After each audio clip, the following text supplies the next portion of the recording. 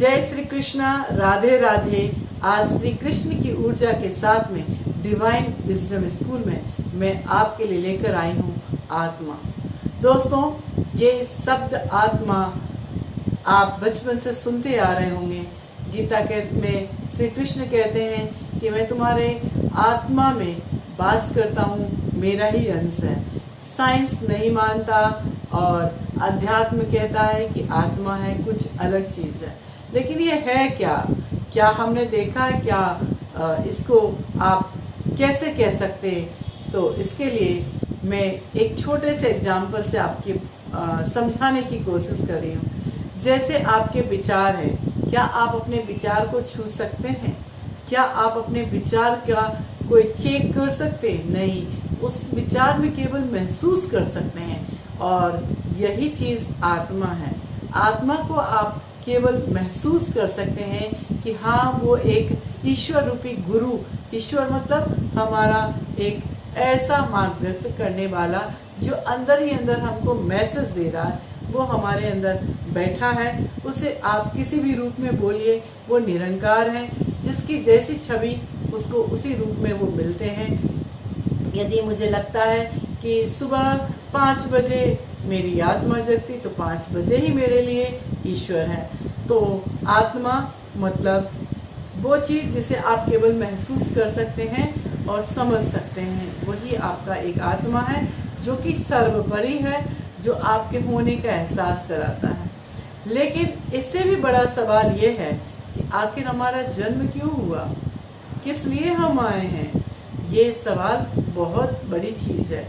तो आत्मा जन्म लेती है सीखने के लिए, लेसन लेने के लिए, अपने जीवन के अनुभव लेने के लिए।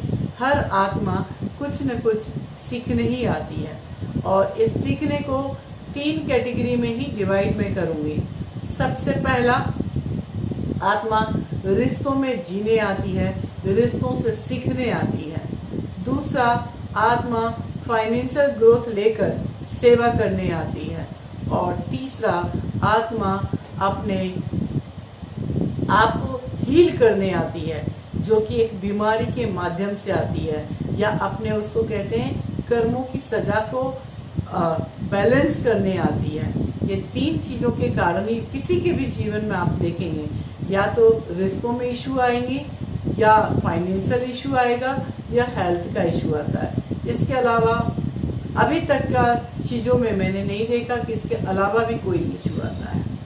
जिसमें से सबसे ज्यादा आत्मा सीखती है रिश्तों से, क्योंकि रिश्ते एक भावना है जो आपकी आत्मा को ग्रोथ करने में मदद करती है।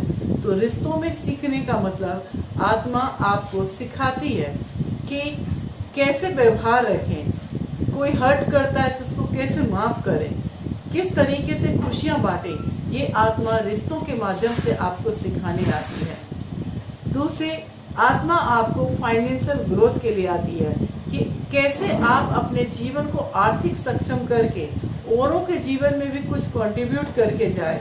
इसलिए आत्मा आपके आर्थिक ग्रोथ के लिए भी आती है। जैसे रतन टाटा है या बिल गेट्स हैं, ये लोग एक ऐसी आत्मा है जो आर्थिक ग्रोथ के साथ साथ में इस दुनिया को कितनी ग्रोथ देकर जाएंगे, वो चीज सीखने आए हैं। और कुछ आत्माएं जो है अपने कर्मों को बैलेंस करने आती है, अपने आप को हील करने आती हैं, जो कि बड़ी बड़ी बीमारियां लेकर आती हैं, उनका भोग भोगती हैं। उस बीमारियों में वो सीखती हैं कि ईश्वर ही सर्वोपरि है, वो असीम शक्ति है और जिसके सामने आपको जाना है। तो आत्मा ये 3 तरीके से हील करती है, रिलेशनशिप के द्वारा, फाइनेंशियल क्राइसिस देकर, और आध्यात्मिक या ईश्वर के सामने जाने के लिए उसको कोई बीमारी का माध्यम देती है। और ये तीनों तरीके से ही हमारा सेल्फ अवॉकिंग होता है। यदि किसी के आप देखेंगे कोई इंसान अगर आध्यात्मिक में जा रहा है तो कहीं ना कहीं वो इन तीनों के इशू के कारण ही जा रहा है। या तो उसे रिलेशनशिप में कुछ ब्रेक आया होगा, या आर्थिक रूप से अति तंगी आई होगी, या फिर कोई बड़ी बीमारी हुई होगी। ये 3 कारण से ही कोई भी आध्यात्मिक राह पे जाता है। तो आत्मा जो है मैच्योर होती है। जब रिश्तों में ब्रेक आता है, आत्मा उस समय मैच्योर हो रही होती है। लेकिन अब आपको ध्यान रखना है कुछ चीजों का।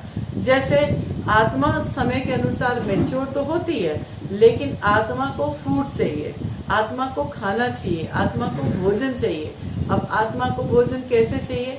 जैसे आपके शरीर को अच्छे खाने की जरूरत है, वैसे ही आपके आत्मा को भी अच्छी सराउंडिंग की जरूरत है। मतलब ये शरीर एक मंदिर है आपके लिए, और आत्मा उसमें भगवान के रूप में वास कर रहे हैं। तो जैसे आप अपने मंदिर शरीर को तैयार करते, खाना देते, वैसे आत्मा को भी खाना दें। कैसे?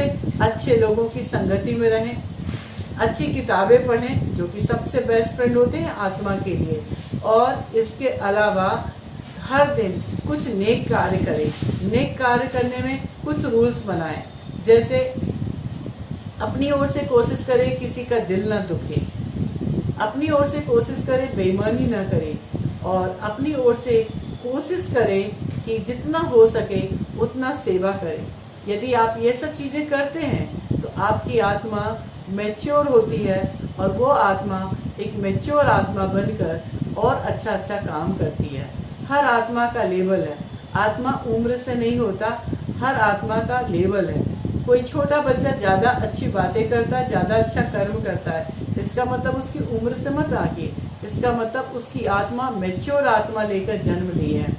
कुछ लोग बूढ़े हो जाते हैं, 70-80 साल के भी हो जाते हैं, लेकिन अभी भी वो मोह माया, मेरा बेटा, मेरी बेटी, मेरा पैसा, इन सब में ही रह जाते हैं। मतलब वो आत्मा अभी मैच्योर होने में बहुत समय है, वो आत्मा अभी बचपन में ही जी रहा है। तो आत्मा की भी मैच्योरिटी होती है, उस मैच्योरिटी के अकॉर्डिंग आत्मा ग्रोथ करती है। तो दोस्तों, डिवाइन विजडम स्कूल में आत्मा पे मैं और आगे बात करूंगी।